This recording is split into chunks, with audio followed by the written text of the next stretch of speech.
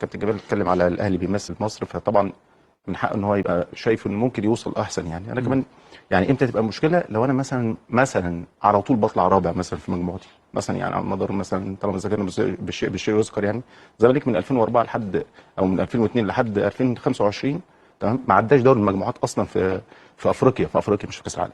تمام. غير ثلاث مرات في حياته، سوري، في من 23 سنه دوري المجموعات ما عدهوش، يعني بيطلع يا ثالث يا رابع. تمام. فدي تبقى المشكله عندي.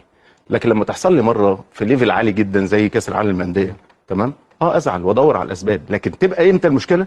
لما يكون حالي من حال نادي الزمالك، ان انا ابقى في افريقيا بطوله اضعف من كاس العالم للانديه بالتاكيد. يعني ايه حالك من حل نادي الزمالك؟ يعني لو انا بطلع رابع على طول مثلا في مجموعتي في افريقيا، بطلع ثالث في افريقيا، تبقى هنا في مشكله. لكن لما تحصل لي مره في كاس العالم للانديه، تمام، اذا في ممكن دي كوره، دي ممكن تحصل في ليفل اعلى بكتير، ومع ذلك احنا ما سكتناش، بندور على الاسباب.